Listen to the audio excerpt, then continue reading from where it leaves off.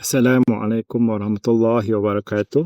Alhamdulillahirabbil alamin wassalatu wassalamu ala asyrafil anbiya'i wal mursalin wa ala alihi wa sahbihi ajmain. Rabbi shrah li sadri wa yassir li amri wahlul 'uqdatam min lisani yafqahu qawli. Alhamdulillah, selamat datang kepada semua para penonton ke 30 hari tausiah Ramadan bersama Ismail Ipoh. InsyaAllah bermula hari ini sehingga ke penghujung Ramadan, kita akan ke udara setiap hari di semua platform social media Ismail Ipoh, berbicara tentang tausiah ataupun tazkirah Ramadan bersama para asatizah dan para aktivis Ismail Ipoh. Jadi insyaAllah setiap hari kita akan keudarakan pelbagai topik yang berbeza, berkisar tentang peristiwa ataupun berkisar tentang Ramadan itu sendiri. Dan insyaAllah pada hari ini saya, Dr. Azmi Syahri selaku Yang di-Pertua Ismail Ipoh akan membicarakan tentang azam dan perancangan Ramadan. Jadi Alhamdulillah, segala puji bagi Allah yang masih memberikan kita nafas dan peluang untuk kita bertemu sekali lagi dengan bulan yang paling kita rindukan, iaitu bulan Ramadan. Selawat dan salam ke atas junjungan Rasulullah SAW, ahli keluarga baginda, para sahabat dan seluruh umat Islam yang istiqamah mengikuti sunnahnya. Jadi Alhamdulillah sekali lagi kita telah dipilih oleh Allah. Kita di antara sebahagian yang masih berpeluang diberi nikmat untuk kembali berjumpa dengan bulan Ramadan pada tahun ini 1447 Hijrah. Jadi ada yang di kalangan kita yang mungkin tak sempat, yang mungkin sudah dijemput oleh Allah, yang tidak dapat bersama-sama dengan kita untuk berjumpa, bertemu, mengimarahkan bulan Ramadan pada kali ini. Jadi kesyukuran yang kita nikmat yang kita dapat ni perlu kita syukuri sebesar-besarnya, kerana ini adalah jemputan daripada Allah, pilihan daripada Allah, supaya kita ni dapat diberi peluang sekali lagi untuk beribadah kepadanya pada bulan Ramadan. Jadi insyaAllah sebelum kita bercakap tentang azam dan perancangan Ramadan untuk tahun ini, kita lihat dulu bagaimana secara ringkasnya Rasulullah dan para sahabat serta salafus soleh menyambut Ramadan sebelum ini, kerana azam dan perancangan kita sebaiknya dibuat juga berdasarkan sunnah yang ditinggalkan oleh Rasulullah, para sahabat dan salafus soleh. Jadi Ramadan ini adalah satu bulan tarbiyah. Dia bukan sekadar bulan yang berkisar tentang lapar dan dahaga, bukan sekadar berpuasa sahaja, tetapi ia adalah bulan untuk melatih diri kita menjadi orang yang lebih baik berbanding dengan sebelumnya. Dalam surah Al-Baqarah ayat 183, Allah Subhanahu Wa Taala berfirman, "Wahai orang yang beriman, diwajibkan ke atas kamu berpuasa sebagaimana diwajibkan ke atas orang-orang sebelum kamu agar kamu bertakwa."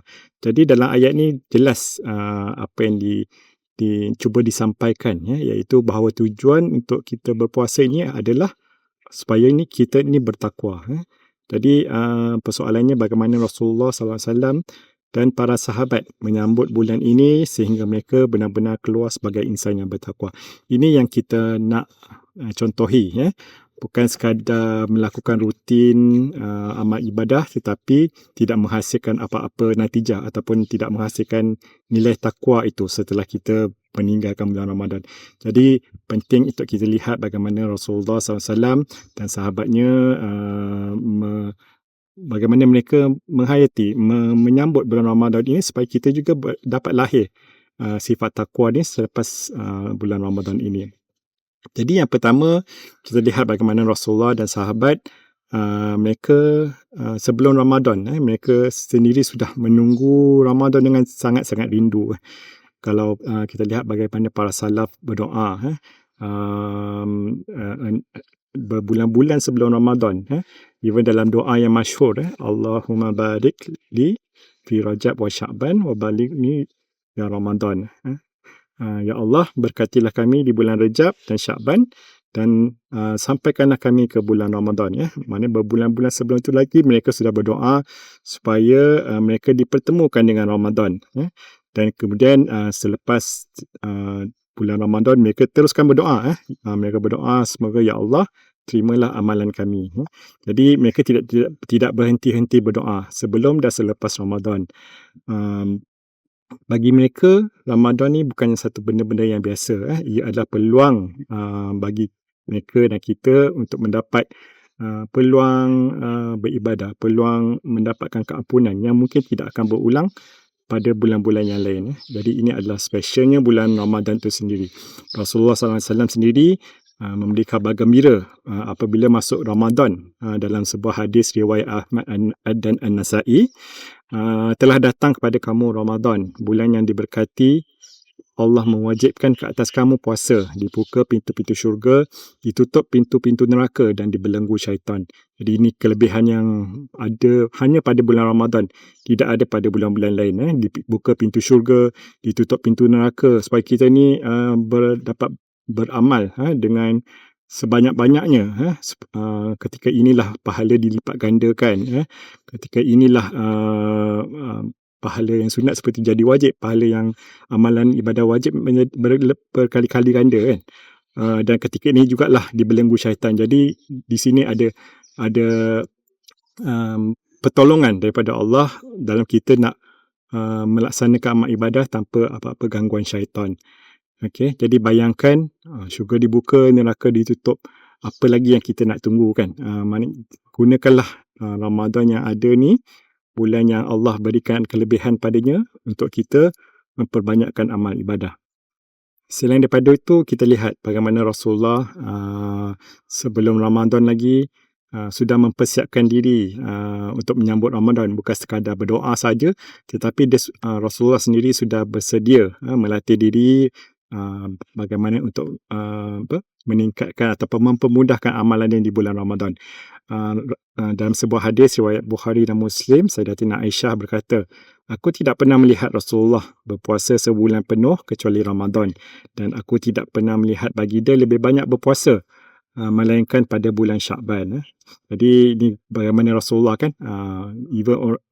Rasulullah yang maksum, yang terbaiklah dari segi amalan, tetapi masih lagi memperbanyakkan amal ibadah, memperbanyakkan puasa sebelum bulan Ramadan sendiri. Itu adalah sebagai latihan ataupun persediaan untuk kita sebelum menunaikan puasa di bulan Ramadan. Jadi bagaimana dengan kita? Adakah kita pun telah melakukan benda yang sama? Okey, jadi ini yang membezakan antara kita. Mungkin sekarang ni dah satu Ramadan, mungkin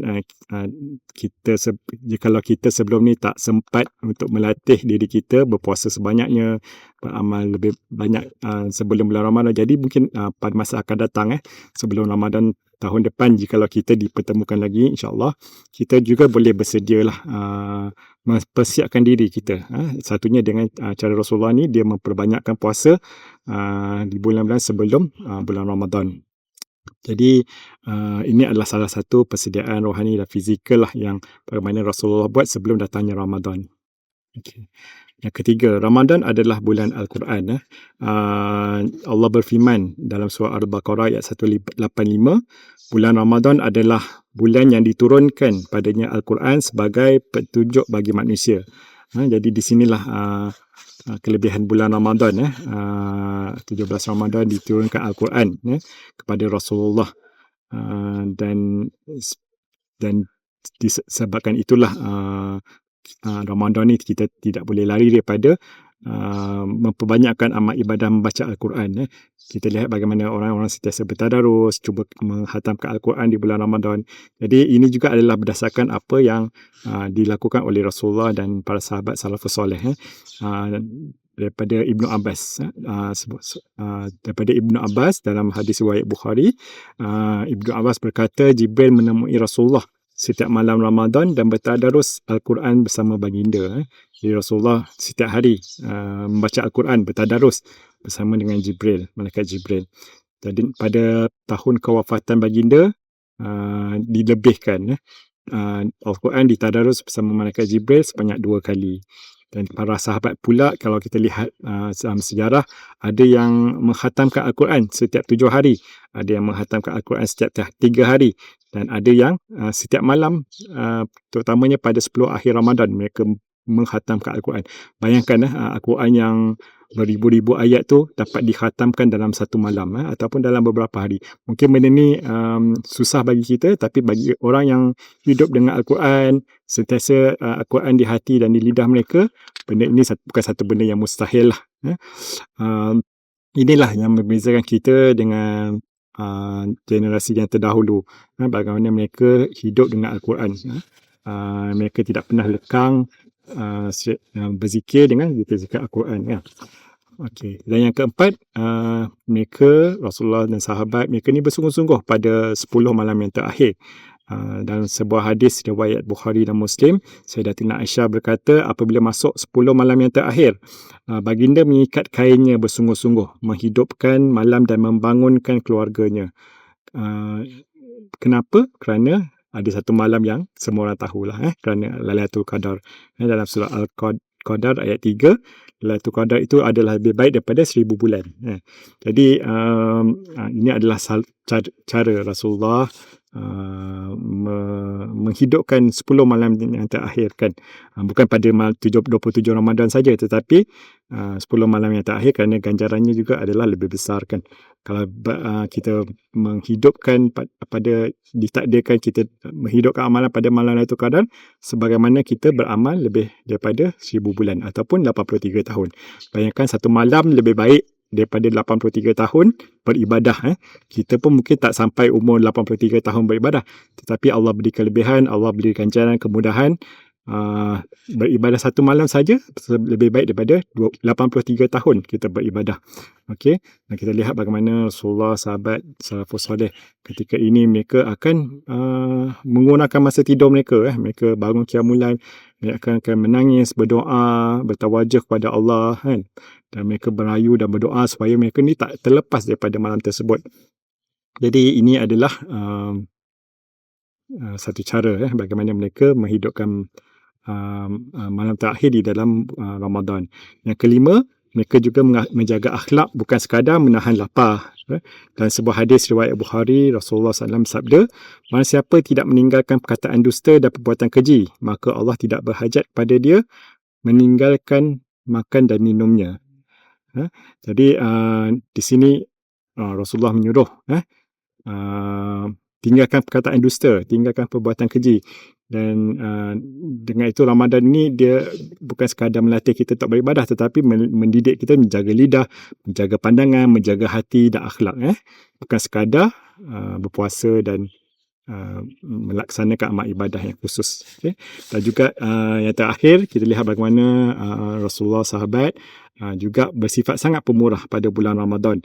Hadis riwayat Bukhari, Ibnu Abbas radhiyallahu anhu berkata, Rasulullah adalah orang yang manusia yang paling murah, dan bagi dia lebih pemurah lagi pada bulan Ramadan. Pada bulan Ramadan ni seperti yang disebutkan tadi, pahalanya berkali-kali ganda. Jadi apabila kita bersedekah, kita berinfak, pahalanya akan lebih besar, ganjarannya lebih besar. Jadi di sinilah digalakkan, dianjurkan untuk memberi makan orang berpuasa, membantu fakir miskin, menggandakan sedekah, kerana mereka faham sabda baginda. Dan hadis yang sentiasa kita dengar dalam riwayat At-Tirmizi, sesiapa yang memberi makan orang yang berpuasa, baginya pahala seperti orang itu tanpa mengurangkan pahala orang berpuasa tersebut. Jadi besarlah ganjaran kan, pahala orang-orang yang memberi makan orang yang berpuasa. Jadi berdasarkan apa yang sejarah yang dilakukan oleh Rasulullah, sahabat, salafus soleh dalam menghidupkan bulan Ramadan ni, daripada itu jugalah kita cuba berazam dan membuat perancangan supaya kita membuat benda yang sama. Kita melaksanakan sunnah-sunnah mereka ni pada bulan Ramadan ini. Kita berharapkan Ramadan kali ini menjadi Ramadan yang terbaik bagi kita lah sepanjang kita hidup kat dunia ini, dan kita harapkan amalan-amalan kita ni menjadi lebih baik daripada yang sebelum-sebelumnya. Jadi apa yang kita boleh buat, apa azam yang kita boleh tanamkan? Yang pertama, Ramadan ini mesti lebih kita kena tanamkan azam, Ramadan ini lebih baik daripada tahun-tahun yang sebelumnya. Okay. Dalam sebuah hadis riwayat At-Tirmizi, Rasulullah bersabda, sebaik-baik manusia ialah yang panjang umurnya dan baik amalannya. Jadi orang yang lebih baik amalannya, yang hari ini lebih baik daripada semalam, yang tahun ini lebih baik daripada tahun sebelumnya, mereka inilah orang yang sebaik-baik manusia. Jadi tanya diri kita, apa kita nak buat untuk Ramadan kali ini? Pastikan yang lebih baik daripada yang sebelumnya lah. Kalau tahun lepas kita baca Quran habis tak? Khatam tak satu Quran ataupun berapa muka kita baca? Pastikan tahun ini lebih baik. Kalau sebelum ni kita punya qiyam, kita punya solat sunat dan bacaan Quran dan sebagainya, sedekah segalanya, berapa banyak kita buat, pastikan tahun ini lebih baik daripada sebelumnya. Cuba kita tingkatkan amalan kita lah berbanding dengan sebelum-sebelum ini. Tapi kalau tahun ini sama sahaja ataupun berkurangan, maka tidak ada, maknanya Ramadan kali ini bukan lebih baik daripada yang sebelumnya. Okay. Jadi azam yang kedua yang kita boleh buat, pastikan kita ada jadual harian lah. Pastikan masa kita ni sentiasa dipenuhi dengan amal ibadah. Kalau boleh jangan ada banyak masa lapang ataupun jangan banyak masa yang terluang yang kita habiskan dengan benda-benda yang kurang berfaedah. Dengan main TikTok ke, main game ke. Jadi pastikan benda tu berkurangan, terutama je di bulan Ramadan ini. Okay, jadi sebagai contoh, mungkin sebelum subuh kita boleh bangun lebih awal. Kita bangun qiyamul lail, kita biasakan dengan solat-solat sunat, solat-solat tahajud, witir, solat sunat taubat, kita beristighfar waktu sahur, kita baca Al-Quran sebelum subuh. Jadi banyak sebenarnya amalan-amalan kita boleh buat, dan sebenarnya lebih mudah bulan Ramadan ni kerana kita akan bangun sahur. Jadi kalau sebelum ni mungkin tak ada sebab yang kuat untuk kita bangun sebelum subuh, tapi bila kita bangun sahur, maknanya kita sudah biasa untuk beramal ibadah sebelum masuknya waktu subuh. Dalam surah Az-Zariyat ayat 18, Allah Subhanahu Wa Taala berfirman tentang orang bertakwa. Maksudnya, dan pada waktu sahur mereka beristighfar. Okay. Dan kemudian lepas subuh kita boleh amalkan untuk membaca zikir-zikir pada waktu pagi. Boleh membaca Al-Maksurat, baca Al-Quran. Dan pada waktu siang kita boleh selain pada kerja-kerja hakiki yang kita lakukan, kita boleh menjaga lidah, akhlak, memperbanyakkan doa, kerana doa orang yang orang berpuasa ini adalah mustajab. Okey. Dan sabda Nabi dalam hadis riwayat At-Tirmizi, 3 golongan yang tidak ditolak doa mereka, antaranya adalah orang yang berpuasa sehingga dia berbuka. Jadi ini insya-Allah kalau kita yakin hadis ni, mana doa-doa orang yang berpuasa pada siang hari tidak akan ditolak. Okey, jadi seterusnya pada waktu malam selepas berbuka kita boleh berdoa. Digalakkan, disunatkan berdoa sebelum berbuka, kerana ini juga adalah waktu yang antara yang mustajab untuk berdoa. Okey. Dan kita berdoa bukan doa untuk diri kita saja, tetapi doa untuk kenalan kita, keluarga kita, sahabat kita, saudara mara kita, dan juga orang-orang Islam seluruhnya, terutamanya orang Islam yang di Gaza, di Palestin, di tempat-tempat yang mereka ni ditindas. Jadi banyakkan doa untuk mereka kan. Jadi semoga sebab kita berdoa untuk mereka, doa ni mustajab, mereka pun akan dibantu insya-Allah. Okey, kemudian pada waktu buka pastikan berbuka dalam keadaan yang sederhana. Jangan tamak, jangan gelojoh. Walaupun kita lapar, ingat orang lain kan. Buka secara sederhana. Kalau tak cukup baru tambahkan, jangan terus ambil makanan dengan banyak sehingga berlaku pembaziran. Dan yang terakhir selepas isyak, seperti biasa selalunya kita akan bertarawih, solat witir. Jadi pastikan kita istiqamah dengan tarawih. Ataupun kita kalau sebelum ni mungkin tak cukup 8 ataupun 20 rakaat, kita cuba untuk tingkatkan. Kita sebelum tidur kita cuba bertadarus, teruskan bertadarus Al-Quran. Kita ajak dengan kawan-kawan, dengan keluarga kita untuk membaca Quran bersama-sama terutamanya pada 10 malam yang terakhir. Yang ketiga ialah azam dari segi pembaharuan ataupun perbaikan akhlak. kita cuba selain pada amal ibadah, kita juga perbaiki akhlak kita.